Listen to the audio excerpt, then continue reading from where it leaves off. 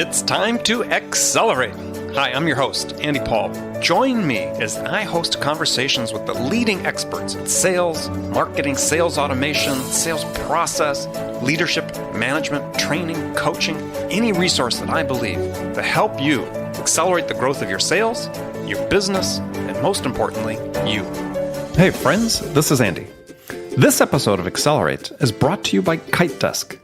KiteDesk is the all-in-one sales development platform that lets you manage all of your sales development activities, such as email, direct dial phone calls, and your daily to-dos, all in one place to open up conversations, book more qualified meetings, and really create predictable pipeline. KiteDesk Flow and KiteDesk Find allows us to find exactly the right people in the industries we're looking for, in the roles that we're looking for. That's KiteDesk customer Michael Orphis.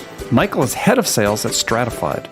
In addition to the all-in-one management of his sales development team's days, KiteDesk helps him with another big part of his job. We have the ability with KiteDesk to do what we call targeted campaigns. Our conversion rate from what we were doing in the past to what we're doing now has been really massive. So you don't have to take tons of time to research, prospect, then blast large lists of people that never turn into sales opportunities. We're seeing higher clicks, we're seeing higher open rates, and without question, we've seen a massive increase in pipeline generation. So, to learn more about KiteDesk, schedule a free demo, and learn how to create predictable pipeline at your sales organization, go to kitedesk.com/accelerate.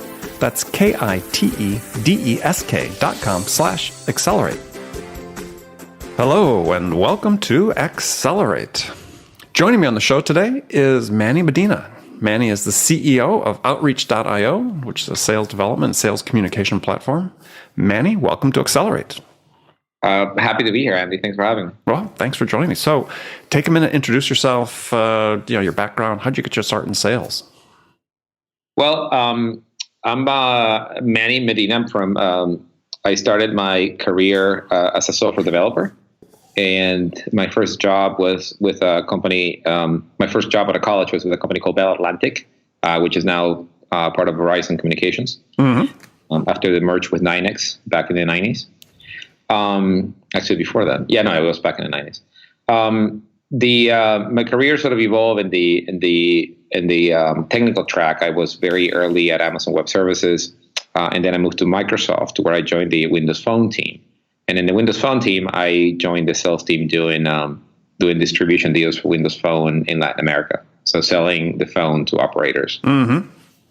And that sort of got me started in the amazing world of sales. And then I started a company as well soon after that. And I was the main sales guy for the company. That company was called Group Talent. And that's where we sort of got the idea for outreach. And after a couple of years slugging it out in Group Talent, we built a tool internally that customers that sort of allow us to really scale out a very small sales team to reach out to many customers and sort of get a big pipeline going.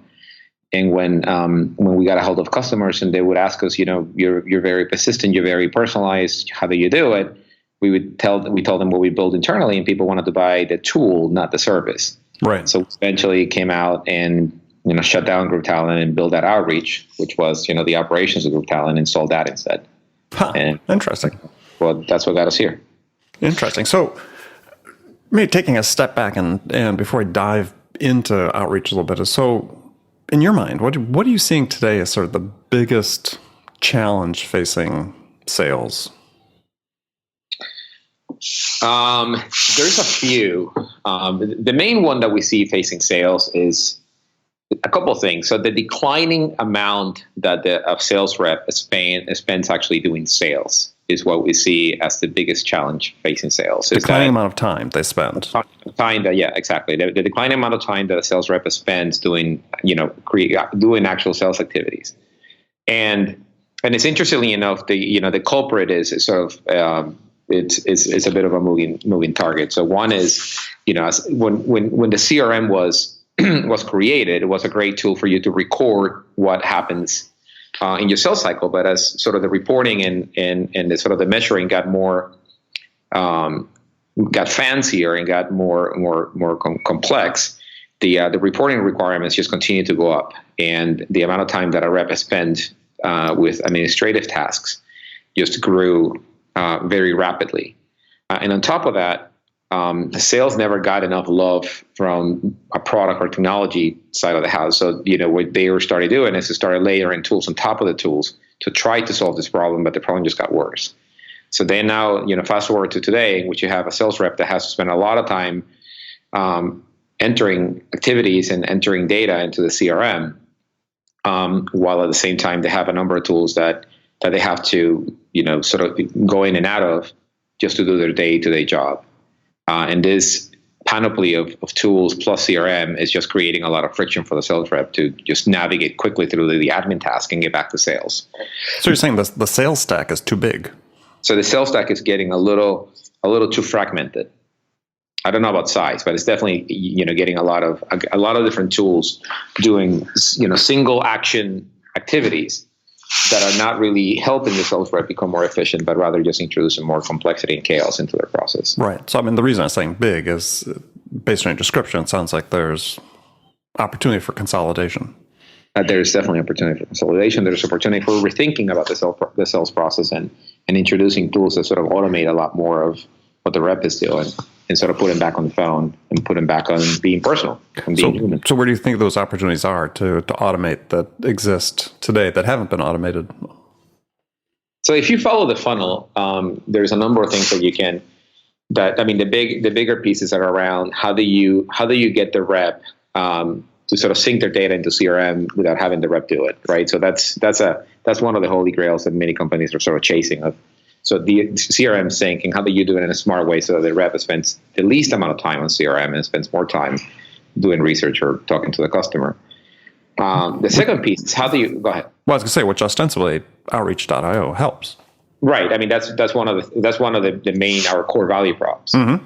And the second one, which is more interesting, and this is sort of where we're going with our intelligence releases, how do you bring the right information to the rep real time so that the rep has all the bits and pieces of information in front of them when he needs it or she needs it, so they can make a quick decision.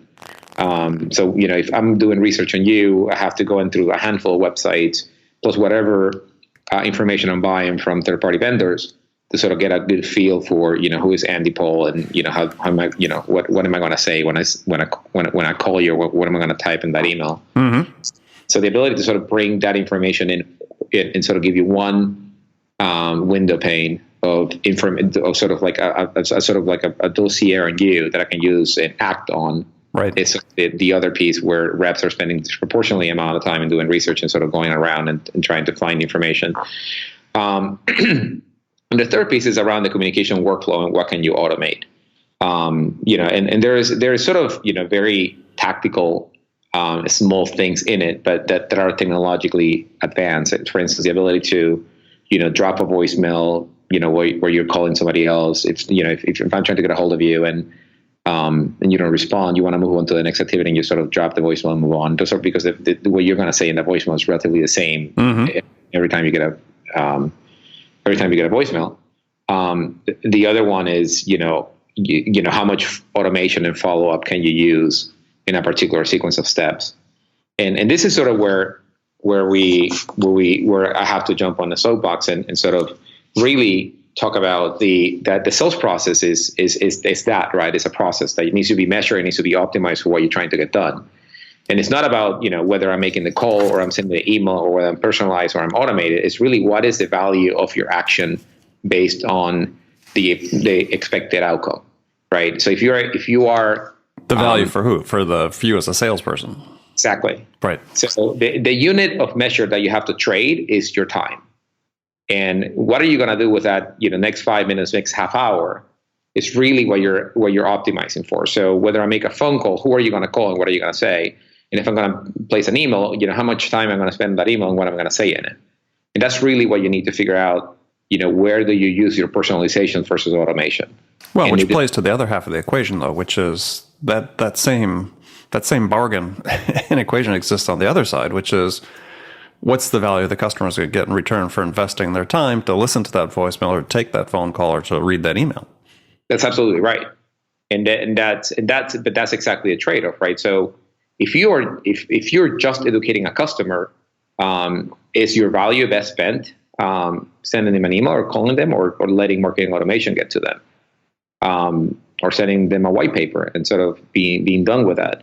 So the interesting thing is that because you only have signals. So from the customer perspective, what we have right now, which is a very interesting development, is that it used to be that the customer, in the days of marketing automation, right, the customer knew, the presumption was that the customer knew a lot about the product or the services they were about to buy before they bought.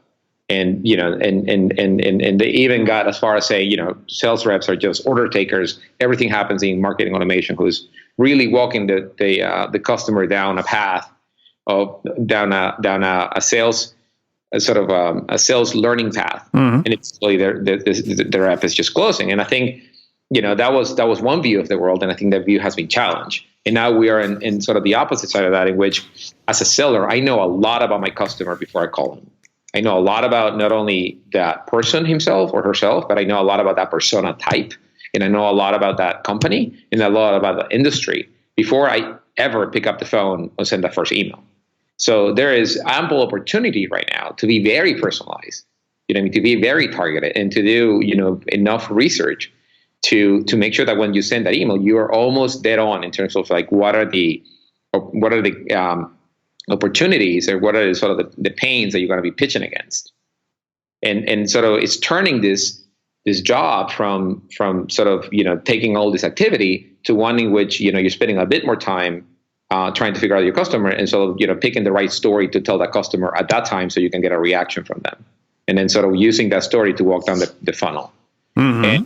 And that's sort of when automation comes in, right? So depending on the number of deals that you have, depending on your hypothesis and where the customer is in the buying journey, you're going to be using that particular type of language. And then the question is, depending on your ACV and the unit economics of what you're trying to do, whether that communication that you're going to do is going to be something that is going to be automated, semi-automated, or manual, right? Depending on where is that you want to spend your time and with whom and et cetera. Does that make sense? Sure. But I mean, this is when you talk about, where you want to spend your time.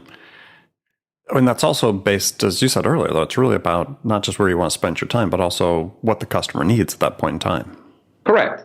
But it depends on, so, from a process perspective, if you're, so you have to believe that if you're using an inside sales rep, that your ACV will justify the economics of the unit economics of your business justifies a rep, a rep reaching out, or a rep taking your inbound. Yeah, just so people understand, ACV is average contract value, right? Correct. Okay. So once you make that decision, then you have a number of options from then on, right? Like, at an ACV of 20,000, of course you can, going to have an inside sales team, being very personalized. But at an ACV of 10,000 or less, then you really have to make the choices as to where you're going to, what persona is your rep going to be spending time with, and what persona is better educated via other means, so that the economics continue to work out for you, while respecting whatever you know and running the hypothesis or whatever you know about the recipient of those communications. Because I mean, one of the things that is interesting about sales as well is that sales is not more. It used to be. There's no such thing as one cold close anymore, especially in the B2B world, right? And there's no such thing as the one decision maker. What you have is sort of a political structure that you sort of need to navigate, even for very small companies. Even if you come into outreach, a year ago when there's only 40 people here, if you want us to sell something, there's still, I was eventually the check writer, but I will look to 3 or 4 people before I made that decision, right? So one of them is the person who's going to live with it, but the other one is other people who sort of are knowledgeable in the space. And I feel like that has changed across, across all B2B sales, especially, in that you need to understand who are the decision makers and influencers, and sort of use that kind of approach to really land the sale. I mean, you're going to have to talk to the end user, and there's a value prop for them. You're going to have to talk to the administrator, or manager, and there's a value prop for that person. And then you have to talk to the check writer or even the leader of that organization, and there's a different value prop for that person. And your job is to sort of work with marketing to figure out, how do you group that into personas, and what is the approach that you take for each? You see what I mean? And what is that they want to hear, and where do you think they are in their buyer journey? So this is why sales has gotten more complex in that there is a lot more there's a lot more people in the decision cycle. However, there's also a lot more. You have a lot more technology in terms of what what you can test in terms of will an automated follow up get you there where you need to go, or you really need to personalize the hell out of this particular message and really really bring it home in a way that is very personal, because the time spent doing it has positive ROI on your end. Sure. Yeah, I think there's a couple things there. As one is, and separate conversations we could have about, is selling more complex? The decision making isn't more complex, because I haven't bought into that yet, because as someone whose career transcends both halves of let's say of the technological evolution. Yeah, it's not really different. I mean, despite what CEB says about, hey, 5.8 or 6.8 people now, at least with what I sold in the past, it was always the case that was it. There were always these multiple stakeholders, and you weren't just selling to one person. So I don't think that really matters as much as I think that what I heard you saying, though, I think is really sort of interesting, is that you can see the trend evolving, is that if you do have this complex sales environment, especially in the lower ACVs, 10,000 and under, then what you're saying is that companies increasingly are going to be sort of faced with this choice where, if they're using an inside sales model where, hey, below a certain ACV, you are, and that ACV is getting higher actually, is you are going to be almost purely automated in your sales process. Well, and that's the part that I'm not. So there's two pieces, right? When you say purely automated, what you're implying is that there's an element of human behavior, there's an element of human interaction in that the human needs to understand.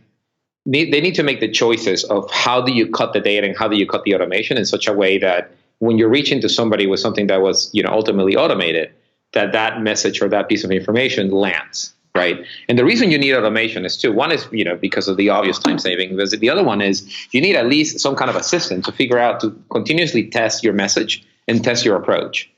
You see what I mean? And this is why it's hard to argue, to get religious on this and really argue one side of the argument on another, because at the end of the day, what you're doing is triangulating, right? You're triangulating your efficiency of your rep versus where the customer is at in terms of their buying cycle, in terms of what they need to actually understand more about your value prop before it jumps on the phone and really makes that connection and sort of brings it home.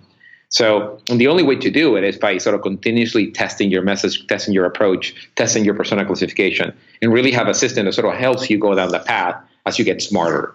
You know what I mean? And this is, even when and that's really how you make a team successful. That's really when we see sort of high performers versus the low performers in an organization, is that they have put a lot of this thought up front, and they're continuously refining their hypotheses and their views as to what's going to work and what won't.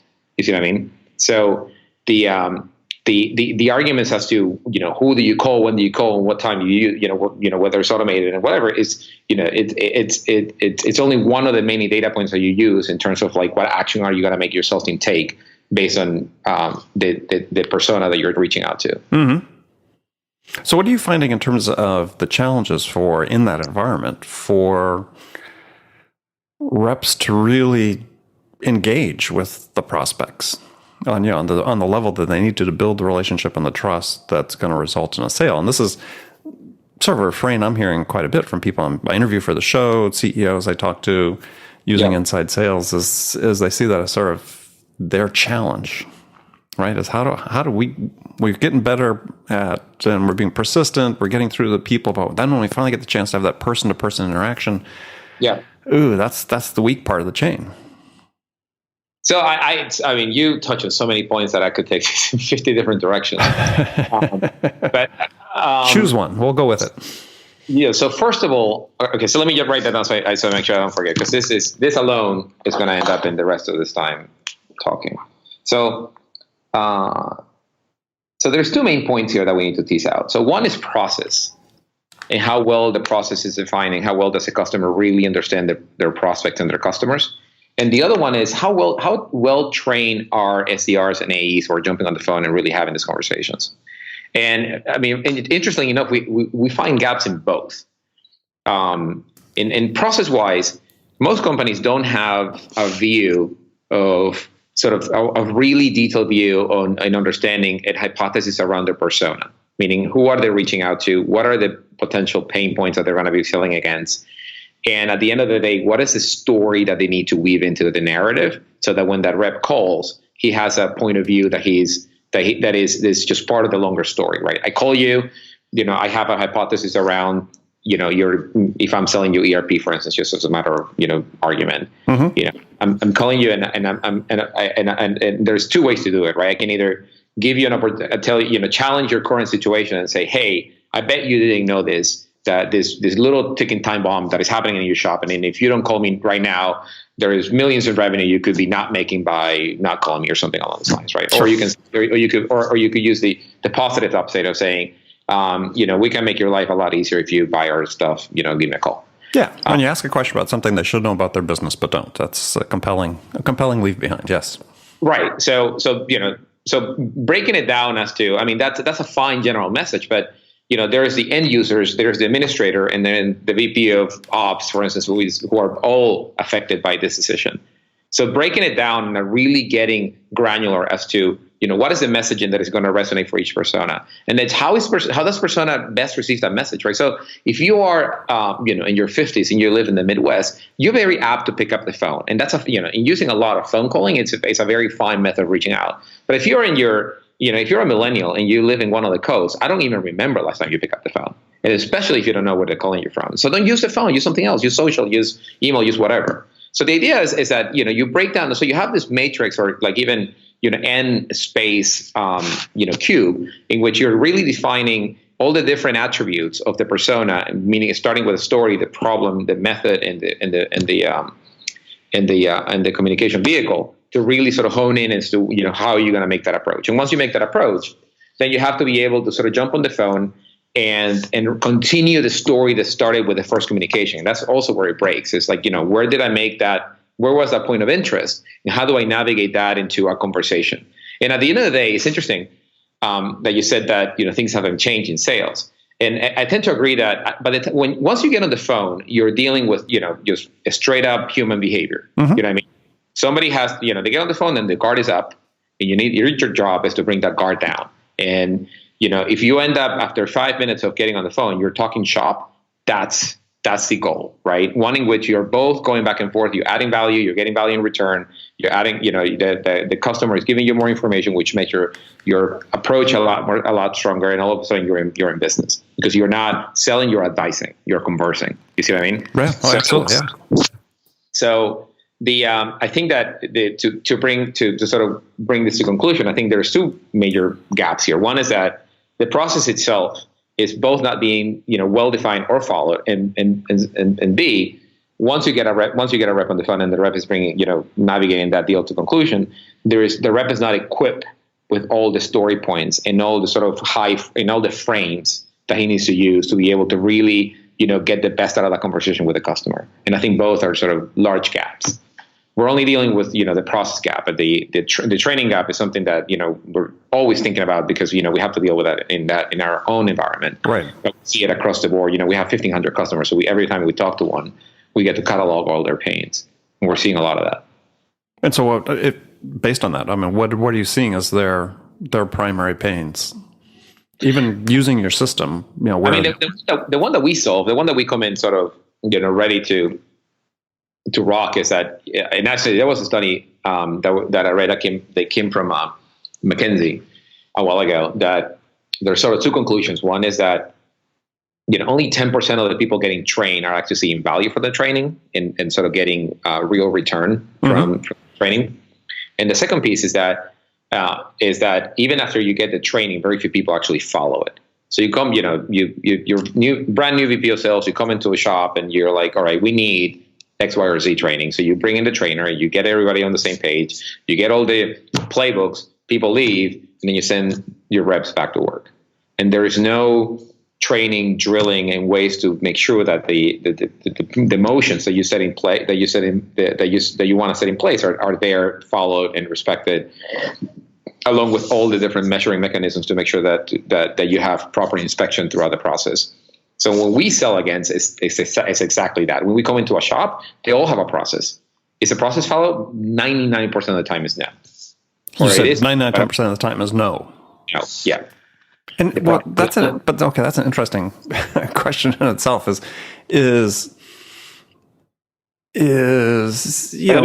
me tell you why the process is followed by only a handful of people, and even those are not. Nobody knows whether the process is even working or not. So the longevity of the process that was in play, that was set in place, usually diminishes over time. Right. And given the churn, et cetera, that you have in sales teams, give it a year or two, and then the process is unrecognizable. Yet at the highest levels, people think that they do have a process. So all we do in the first, for most of our sales engagements is just make sure that the process is being followed and measured. And that alone, gives you the first bump in ROI from outreach. So that is mostly our bread and butter, is making sure that your process is being followed and that you measure what the result of that is. And even in some instances, we come in and people have, heavy email, heavy, unpersonalized email or heavy calling, and it's the wrong process for the audience, right? So, the moment you measure it, it becomes obvious right now that compared to, your peers, you're not getting the results that you should be getting, and you need to tweak it. So here's an interesting question, I guess, along those lines, and this is something I hear quite a bit from executives that are looking at hiring and so on, is and this is this choice, I'm interested to get your opinion on this, is okay, you've got a process. I mean, do you hire people that fit the process and will work the process, as opposed to, even if they're not necessarily the A players, or would you reach out maybe to get that maverick A player who maybe won't adhere to the process, but might still perform at a certain level? I mean, it seems like that's a trade-off a lot of people are sort of looking at making. Yeah, no, that's a great question, and it really depends on the type of business you're in, I think. So the obvious answer is, of course, you're gonna, the process should make the team. The process should people should follow the process, and that makes for a more scalable business, right? So when that means that you're less your risk is less defined by the type of people that come in. People may come and go, but if you have a process that can take an above average person and turn them into a powerhouse salesperson, and it can do it consistently, then you have longevity in your process and prosperity in the business. Yeah, I mean, I call that the Bill Belichick method. I mean, he's notorious for having a great process, but he doesn't go by the expense of free agents. He gets people that fit the slots and the roles they have. That's exactly right. I mean, one of my favorite books is the score that takes care of itself. And in that book, Bill Walsh, right? Bill Walsh talks about the standard of performance, and everybody has a standard of performance, and the standard of performance is it gives you the ability to sort of bring anybody in who adheres to the standard of performance, and then you get production out of the person, and it's very repeatable. And I think this is especially acute in SaaS businesses, because in SaaS businesses, what you're buying as an investor, it's not so much the disruption in the software world, blah blah blah. What you're getting is recurring revenue. That's what you pay for. So as a recurring revenue machine, anybody in the SaaS world has to be able to create a repeatable process for sales. Because nobody in the SaaS world buys a company that has lumpy or that has very lumpy growth, or that growth is very susceptible to the type of salesperson, or the vintage, or the ability of a particular salesperson. And one of the things that as a venture funded business, when we went for fundraising last time, one of the areas where VCs like to dig deep is how much of your revenue is driven by one or two superstar individuals versus is this a process that is repeatable, and you have quota taming across the board, et cetera. And if you look at the latest surveys coming from both CSO and Accenture, et cetera, what you're seeing is quota attainment is going, has been dropping, yes, consistently. Now to the point that we're back to where we were in 2006 in terms of the percentage of people attaining quota. Well, and that raises an interesting question. One I've asked more than one guest is, okay, well, we're in this, I'll say, quote unquote, golden age of sales, given the explosion onto the scene of all these great sales technologies. And yet what we're seeing is that, performance, at least on some measures, and whether they're 100% accurate or not is sort of beyond the point. If we look at them as trends in terms of CSO insights, we look at Forrester, their research that said that the close rate for B2B sales is dropping. It has dropped consistently over the last 5 years. What's happening? I mean, is this just an inflection point? We're learning how to use these technologies, or are they really not helping? No. So it's interesting you say that. So if you look at the CSO numbers and sort of go one level deep from the obvious metrics, what you're seeing is that this is happening with inverse relationship with CRM adoption. So all these shops that are underperforming have 85% and above CRM adoption. So it's either non-correlated or inversely correlated, meaning rolling out CRM is doing nothing to your quota attainment ability. So then the next question is, so what is it related to? Like, what is actually causing it?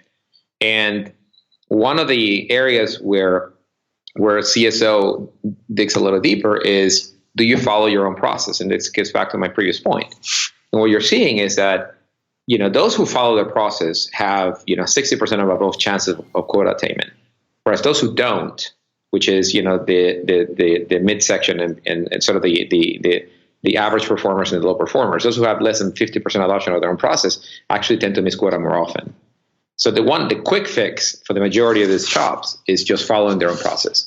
And it sort of correlates nicely to the study that McKinsey did, and a few articles that I read on HBR, that the ability, once you follow your process, you will be able to measure it. Once you're able to measure, you will be able to optimize it. But most people don't even follow their own process. And the problem is that it's because it's administratively heavy. A lot of these playbooks, require a lot of human interaction with the CRM. And the CRM, frankly, was designed for, the value of the CRM is the value the human gives it to the CRM. Meaning if the human is not manually inputting all this information into the CRM, the value of CRM goes, diminishes quickly. So this is what you see, in a land in which, CRM adoption is increasing, quota attainment is actually decreasing. It's because the process is not being followed, and B, the process is in itself very burdensome to the rep. Well, it'd be really interesting to look at those figures sliced with, let's say, those that are using, a tool like Outreach.io, for instance, because to me, I think one of the genius of what Salesforce has done is said, we want, an Outreach.io because in one respect, it is the easiest way to get data into Salesforce. That's exactly right. I mean, so it seemed like a fairly clever move on their part to say, look, unless we want to fundamentally rejigger our architecture, let's get all these other tools that are out there that make it easier to get data into our system. That's exactly right. Funny you mentioned that, because one of the reasons our customers are buying Outreach is because it makes the Salesforce investment work. Yeah. I mean, and it's interesting when you think about the fallacy of the sunk cost. Yes, is that it exists, but nobody wants to be the one who sunk it. You see what I mean? So nobody's going to say, this cost is sunk, let's move on. I mean, that's a fine economic argument, but it doesn't make any sense at the human level. You see what I mean? Well, so but that's interesting you bring that up, because outside of sales infrastructure you're talking about, I mean, the sunk cost dilemma in sales itself is, why are our pipelines so full of prospects that are never going to close? Yeah, I mean, because of that whole sunk cost dilemma. Exactly. So I mean, the behavior is perverse across the board. But unless you have a tool, so when we come in and sell Outreach, Outreach makes the first investment, it validates the first investment because it now keeps the CRM clean and puts all the information that needs to be there, et cetera.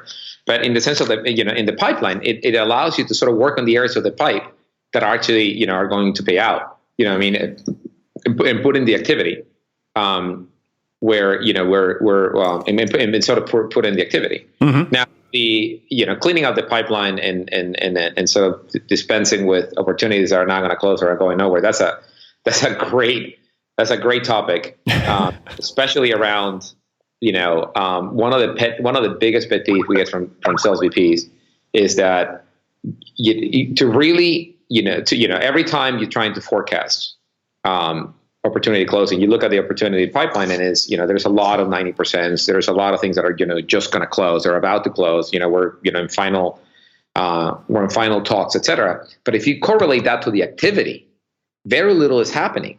So you see a lot of reps committing opportunities that haven't had activity in days or even weeks. And if you even go down one level, what you're seeing is activities not happening with the right people, right? Sure. So if you're at a 90% opportunity and you haven't really engaged, say, procurement, you're not closing that opportunity in the next 2 weeks. No. You see that? Oh, no, absolutely. We could have a whole, we'll do this actually, a whole separate show on forecasting because, don't get me started. We don't have time today, but it's broken. What you just said is everybody's hot button.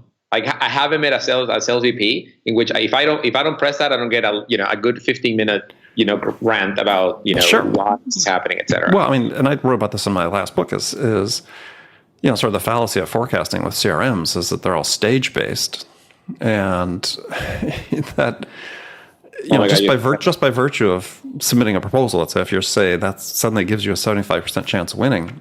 Exactly. It doesn't. Yeah. I mean, especially if there are 4 other competitors on the deal. Well, mathematically, you can't all have a 75% chance of winning just because you all submitted a proposal.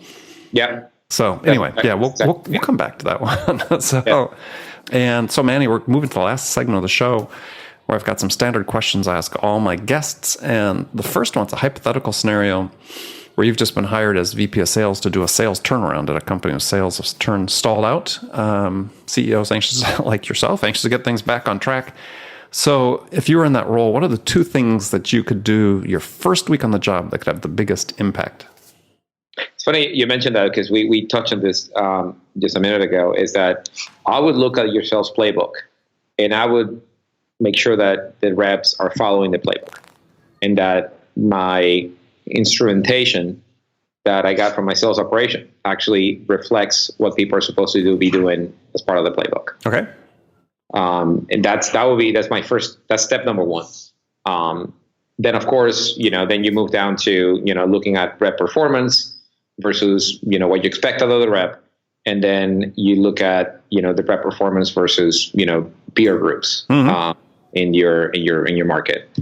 Then after that, you look at sort of, a stage, for each stage of the pipeline, you sort of look at, time spent in each stage and, sort of conversion rates and so on and so forth to make sure that, your story matches the business that you're trying to sell or pitch and the audience you're going after. Okay. So I mean that's my. That'd be good. That's a good start. 90-day plan. Okay, excellent. Like it. So some rapid fire questions for you. Then the first one is when you, Manny, are out selling your services, what's your most powerful sales attribute? That I'm really good at getting somebody to sort of talk shop with me very quickly. All right. Who's your sales role model? There's a few. I love Mike Weinberg. Mm-hmm. His book was very influential into me, growing as a salesperson. Mm-hmm. I love. There's I recently came from from a Tony Robbins Right. What is it called event, and the stuff that I learned there really helps me sort of take all the conversation and set a high frame and so forth. Okay. So those 2. Excellent. So what's one book you think every salesperson should read? Oh, by far, my Weinberg's New Sales Simplified. Yes. Yeah. Okay. If you read nothing else, read that. That's a good book. And your book. Oh, which one? Amp Up Your Sales. Oh, good. Well, thank you. And all right, last question for you. What music is on your playlist? Depends on what I'm trying to get done. So if I'm just cranking, and I'm just heads down, Sex Pistols is my go-to. Classic. Okay. Like it. Good. Yeah, I think you may be the first one out of that's answered the Sex Pistols. That's a good one. All right. Well, I mean, people don't listen to as much. Good stuff. All right. I know. Manny, I want to thank you for being on the show today, and tell folks how they can find out more about Outreach or connect with you. Yeah, please go to outreach.io or just email me directly at manny@outreach.io. Okay, excellent. Well, thanks again. And remember, friends, thank you for taking the time to join us today. And remember, make it part of your day every day to deliberately learn something new to help you accelerate your success. Easy way to do that, take a minute, subscribe to this podcast, Accelerate. That way you won't miss any of my conversations with top business experts like my guest today, Manny Medina, who shared his expertise about how to accelerate the growth of your business. So thanks for joining me. Until next time, this is Andy Paul. Good selling, everyone. Thanks for listening to the show. If you like what you heard and want to make sure you don't miss any upcoming episodes, please subscribe to this podcast on iTunes or Stitcher.com. For more information about today's guest, visit my website at andypaul.com.